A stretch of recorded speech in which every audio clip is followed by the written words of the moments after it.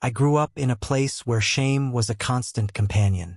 My childhood was marked by poverty, living in a rundown neighborhood in South Carolina, where the walls of our home felt like they were closing in on us.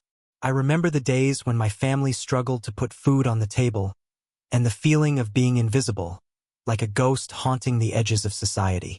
School was a refuge, but it was also a battleground. I faced bullying and ridicule, and I often felt like I didn't belong. I was the girl who was too dark, too poor, too different. I carried that weight with me, and it shaped my identity in ways I didn't fully understand at the time. But in the midst of that struggle, I found a spark. I discovered acting. The stage became my escape, a place where I could shed the layers of shame and step into someone else's shoes. I remember my first role in a school play. I was terrified, but as soon as the lights hit me, something shifted. I felt powerful. For the first time, I could express my pain, my joy, my truth. It was liberating. But the journey didn't stop there. I faced rejection after rejection in the industry. I was told I wasn't what they were looking for, that I didn't fit the mold. Those moments were crushing, but they also fueled my determination. I refused to let anyone else define my worth. I fought for my place in Hollywood, and I learned to embrace my uniqueness. When I finally landed roles that showcased my talent, it was like a dam breaking. I poured my heart into every character, drawing from my own experiences of struggle and resilience. I remember filming The Help. It was a pivotal moment for me. I played Abilene, a woman who had faced unimaginable hardships, yet still found the strength to love and nurture. That role resonated deeply with me, and it opened doors I never thought possible. Winning an Oscar for Fences was surreal. Standing on that stage, I felt the weight of my journey, the shame, the struggle, the countless rejections, and I realized how far I had come. I was no longer that invisible girl. I was a voice for the voiceless, a beacon of hope for those who felt marginalized. Now, I use my platform to advocate for change. I speak out about the importance of representation in film and television. I want to ensure that every child, regardless of their background, knows they are seen and valued. My journey from shame to pride has taught me that our stories matter. They have the power to inspire, to heal, and to transform lives. So I stand here today, proud of who I am and where I come from. I embrace my journey, not just for myself, but for every person who has ever felt like they didn't belong. We all have the power to rise above our circumstances, to turn our struggles into strength, and to write our own narratives. I was born in 1965 in a small town in South Carolina, the fifth of 6 kids. My parents worked tirelessly. My dad in horse stables, my mom juggling jobs as a maid and factory worker. When I was just a baby, we moved to Rhode Island, hoping for a better life. Instead, we found ourselves in a crumbling apartment, with plaster peeling off the walls and rats scurrying at night. Hunger was my constant companion, shaping my early years. But those struggles, they ignited a fire in me, a determination to rise above it all. I remember the first time I stepped onto that small stage. My heart raced, but as the lights hit me, something shifted. In that moment, I wasn't just Viola. I was 1,000 different characters, each with their own story. Middle school was tough. I felt invisible, but acting became my refuge. My teachers saw something in me, encouraged me to dive deeper into theater. Each performance was a chance to transform my pain into something beautiful. The stage gave me a voice I never knew I had. When life threw challenges my way, I didn't hide. I performed. And in that, I found my strength. I remember those nights vividly, clutching my scripts as I walked alone, the streetlights flickering like my hopes. Each audition felt like a battle, a chance to prove myself in a world that often didn't see me.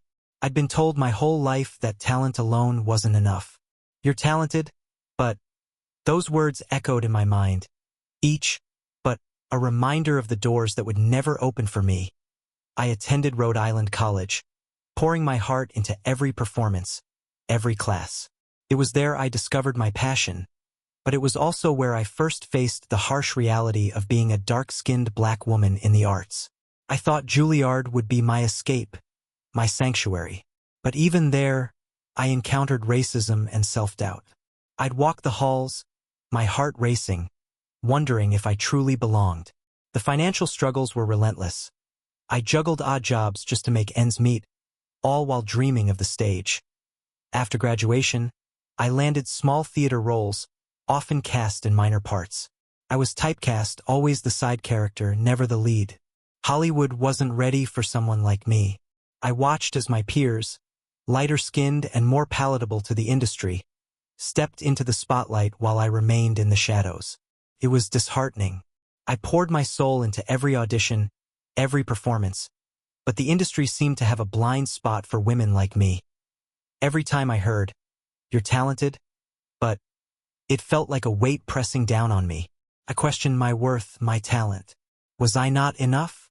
I fought against the tide of self-doubt, reminding myself of the countless hours spent rehearsing, the sacrifices made. I knew I had something to offer, something unique, but the world wasn't ready to embrace it. I kept pushing forward, attending auditions, hoping for that one breakthrough moment. I learned to find strength in my struggles, to channel my experiences into my craft. Each rejection fueled my fire, igniting a determination to change the narrative.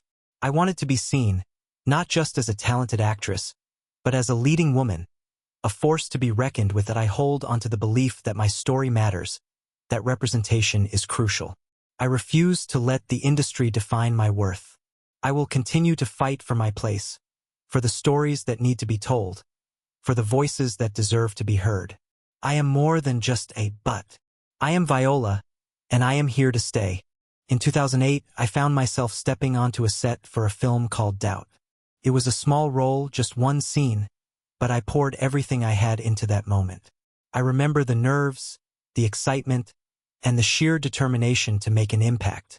When the nominations came out, I was stunned to see my name among the contenders for an Academy Award. Just one scene, and yet it resonated with so many. That experience opened doors I never imagined possible. Shortly after, I was cast in The Help, a film that not only showcased the struggles of African American maids in the 1960s, but also highlighted the power of their voices. My character, Aibileen, was a tribute to resilience and strength, and it struck a chord with audiences worldwide. The film became a cultural touchstone, and I was proud to be part of a story that mattered. Then came Fences, a powerful adaptation of August Wilson's play. Working alongside Denzel Washington was a masterclass in acting. The raw emotion, the depth of the characters. It was an experience that challenged me to dig deeper into my craft. Winning the Tony for my role on Broadway was a dream come true, but it was just the beginning. And then there was How to Get Away with Murder. Playing Annalise Keating was a game-changer. She was complex, flawed, and unapologetically fierce. I loved that she was a woman of color in a position of power, breaking stereotypes and redefining what it means to be a leading lady on television. The show not only entertained but sparked conversations about race, gender, and justice. In 2017, I reached a milestone that felt surreal. I became the first Black woman to achieve the Triple Crown of acting: an Oscar, an Emmy, and a Tony. It was a moment of triumph, not just for me, but for all the women who came before me and those who will follow. Every time I step onto a stage, I feel the weight of those who are often unheard. I speak for the marginalized, the overlooked, and the silenced. We must advocate for equality, not just in our words but in our actions. Representation matters. It shapes our understanding of ourselves and our worth. Remember, you can only be your authentic self. That's your power. Embrace it. When we uplift each other, we create a world where everyone has a voice. Let's break the barriers of poverty and self-doubt together. Your story matters, and it deserves to be heard.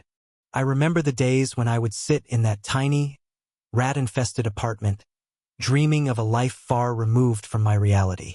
I was a hungry little girl, not just for food, but for something more, something bigger.